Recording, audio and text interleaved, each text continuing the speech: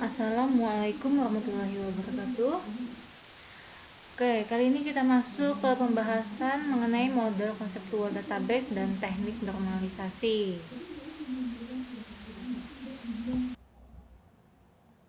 Perancangan database ini merupakan suatu hal yang sangat penting.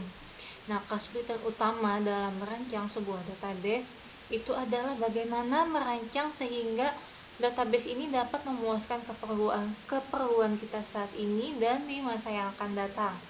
Nah, perancangan model konseptual ini perlu dilakukan di samping dengan melakukan perancangan model fisiknya.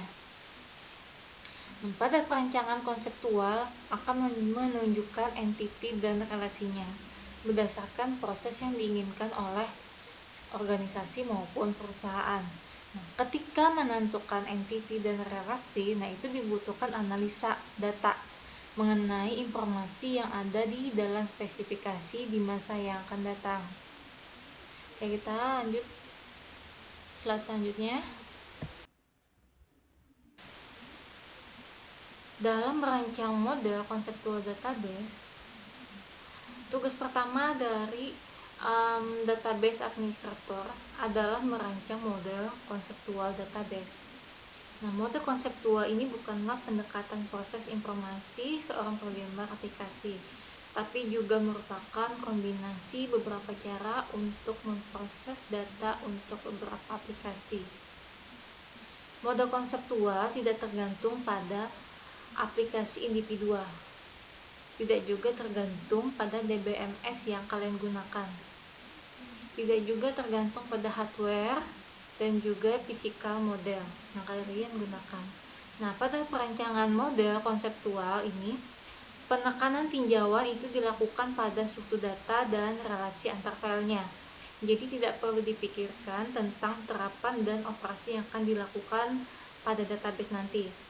Nah, pendekatan yang dilakukan pada perancangan model konseptual adalah itu menggunakan model data relasional, yaitu ada dua teknik normalisasi dan teknik entity relationship.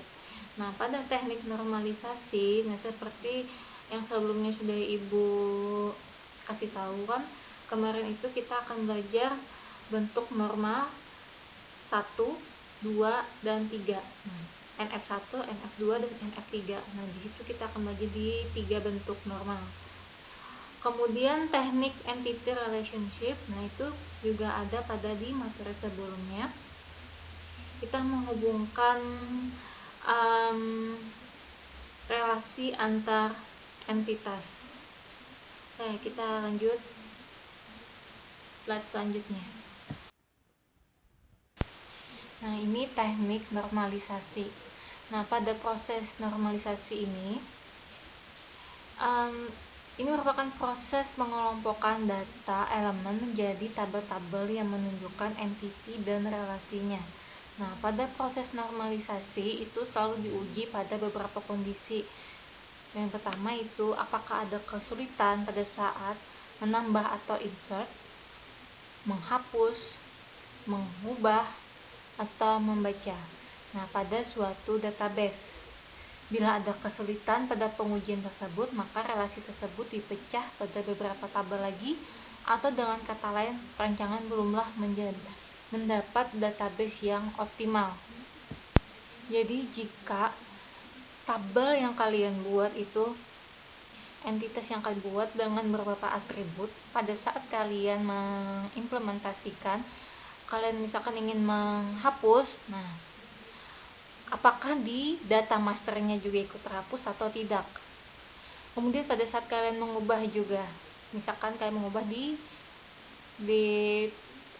transaksi ya, apakah di data masternya juga berubah atau tidak.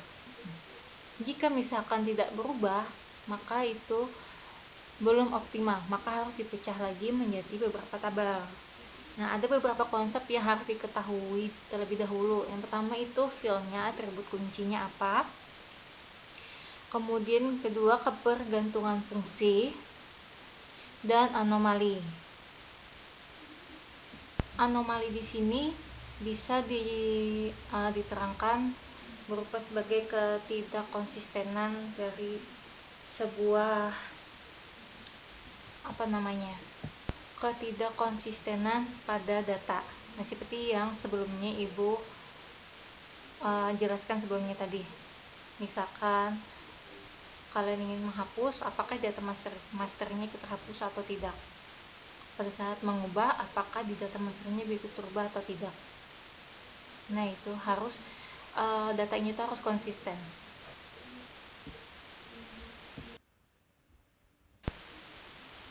Kemudian pada atribut kunci. Nah, setiap entity atau entitas itu pasti ada kuncinya. Dari entity berupa satu field atau satu set field yang dapat mewakili record. Misalnya nama pegawai itu merupakan kunci dari tabel pegawai. Jadi setiap pencarian cukup dengan menyebut nomor pegawai tersebut, maka dapat diketahui nama, alamat, dan atribut lainnya mengenai seorang pegawai. Jadi pada saat misalkan kalian nih juga dicontohkan pembayaran pajak STNK, kan ada di websitenya itu, tinggal kalian masukkan plat mobil atau motornya, maka nanti akan tampil data dari plat itu sendiri. Nah, itu kegunaan dari kunci, atribut kunci.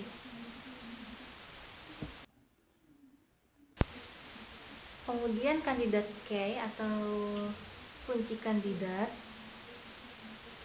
ini merupakan satu atribut atau satu set minimal atribut yang mengidentifikasikan secara unik suatu kejadian spesifik dari entity. Nah, satu minimal set dari atribut menyatakan secara tidak langsung di mana kita tidak dapat membuang beberapa atribut dalam set tanpa merusak kepemilikan yang unik.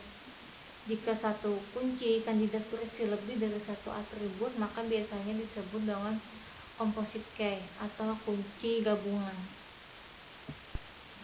Kandidat key ini serupa tapi tak sama dengan primary key. Kenapa? Namanya aja kan kandidat, berarti itu merupakan calon kunci. Jadi kandidat key ini syaratnya itu tidak boleh mempunyai data yang sama. Jadi misalkan satu NIM berarti hanya untuk satu nama mahasiswa, itu kandidat key. Nah, sedangkan beda lagi dengan primary key. Primary key itu kandidat key yang dipilih untuk digunakan sebagai kunci identitas tabel secara unik. Nah, itu primary key. Jadi primary key itu dari kandidat key. Jadi bisa dibedakan antara primary key dan kandidat key. Oke, ini contoh entity pegawai berisi atribut. Di sini ada nomor induk, nomor KTP, nama, tempat lahir, tanggal lahir, alamat, dan kota. Nah, di sini kunci kandidat nomor induk karena unik, jadi tidak mungkin dia ganda. Nomor KTP dia juga unik, tidak mungkin datanya ganda. Sedangkan nama ini sering dipakai sebagai kunci pencarian, namun tidak dikatakan kunci karena sering seorang punya nama yang sama. Jadi bisa aja satu orang namanya Dana, satunya lagi dalam satu kelas misalkan namanya Dana juga. Nah, nggak bisa kan? Kemudian nama plus tanggal lahir. Nama dan tanggal lahir dapat dipakai sebagai kunci karena kemungkinan sangat kecil seseorang punya nama yang sama yang lahir pada hari yang sama. Itu kalaunya nama dan tanggal lahir, tapi tidak disarankan ya. Lebih baik menggunakan seperti kayak nomor induk, nomor KTP. Nah, kemudian untuk alamat, kota itu juga bukan kunci. Jadi di sini yang mana nomor, yang mana primary key, dan yang mana kandidat key, dan yang mana origin key. Di sini kita mempunyai nomor induk dan nomor KTP. Nomor induk di sini bisa kita gunakan sebagai primary key-nya. Dan kandidat key-nya kita bisa menggunakan nomor KTP-nya.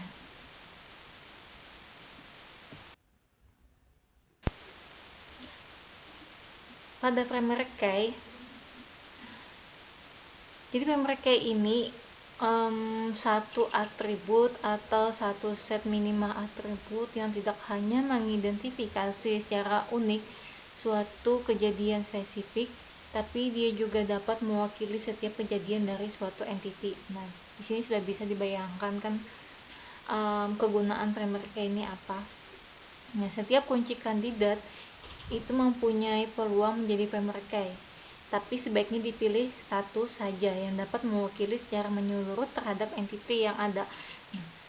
Tadi kan kita punya nomor induk dan nomor KTP. Jadi seperti yang Ibu bilang tadi, buat saja nomor induk sebagai primary key-nya dan nomor KTP sebagai kandidat key-nya. Nah, kemudian ini ada alternate key. Ini merupakan kunci kandidat yang tidak dipakai sebagai primary key. Namun kerap kali kunci ini dipakai sebagai kunci untuk pengurutan dalam laporan, misalnya kayak nama dalam melakukan pencarian yang tadi, pencarian nama. Oke, next, selanjutnya. Kemudian ada origin key atau kunci tamu. Origin key ini itu merupakan satu atribut yang melengkapi satu relationship atau hubungan yang menunjukkan ke induknya. Jadi kunci tamu ditempatkan pada entity anak dan sama dengan kunci primer induk yang direlasikan. Hubungan kardinalitasnya itu one to many. Contoh, entitas transaksi gaji bulanan. Di situ terdiri dari atributnya itu ada nomor induk, nomor bukti, tanggal, jumlah gaji kotor, jumlah potongan, jumlah gaji bersih, dan jumlah pajak. Nah, di sini untuk origin key-nya itu adalah nomor induk, karena atribut ini berhubungan dengan entitas pegawai. Untuk primary key-nya di sini itu adalah nomor bukti, karena dia sifatnya unik dan juga dia mewakili entitas transaksi gaji bulanan tersebut. Semoga sampai sini bisa dipahami dulu. Kita lanjut ke slide selanjutnya. Dalam hubungan dua buah entity yang memiliki relationship many to many, itu terdapat dua buah kunci tamu pada entity konektornya atau penghubungnya. Contohnya misalkan ada entity file proyek dengan atributnya itu ada nomor proyek, tanggal mulai, tanggal selesai, dan anggaran. Kemudian yang entitas kedua itu file pegawai, atributnya ada nomor induk dan nama. Nah, hubungan antara file tersebut many to many. Kenapa? Karena satu pegawai mengerjakan lebih dari satu proyek, dan satu proyek itu bisa dikerjakan oleh beberapa pegawai. Entity connector itu akan berisi kunci tamu dari kedua file. Kemudian kita buat lagi di sini ada entity proyek. Atributnya itu terdiri dari nomor proyek dan nomor induk. Untuk nomor proyek, untuk entitas proyek, di situ yang ada kan nomor proyek dan nomor induk, berarti primary key-nya di situ adalah nomor proyek. Sedangkan nomor induk itu merupakan origin key, kunci dari entitas file pegawai.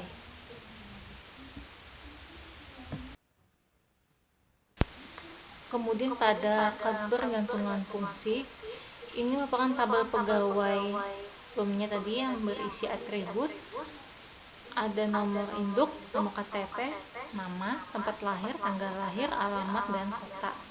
Nah, di sini isi atribut untuk nama dia bergantung pada nomor induk. Jadi dapat dikatakan bahwa atribut nama ini bergantung secara fungsi pada nomor induk. dan nomor induk itu akan menunjukkan secara fungsi nama. Nah, jika mengetahui nomor induk pegawai, maka kita dapat menentukan nama pegawai. Begitu juga sebaliknya. Kalau kita misalkan melakukan pencarian nama pegawai, maka akan muncul data pegawai tersebut. Namun belum tentu nomor induknya sama, karena nama ada kemungkinan dalam satu organisasi mempunyai nama yang sama. Sampai sini semoga bisa dipahami. Jika ada yang ditanyakan, bisa menuliskan komentarnya di kolom komentar, atau bisa chat secara pribadi. Oke, assalamualaikum warahmatullahi wabarakatuh.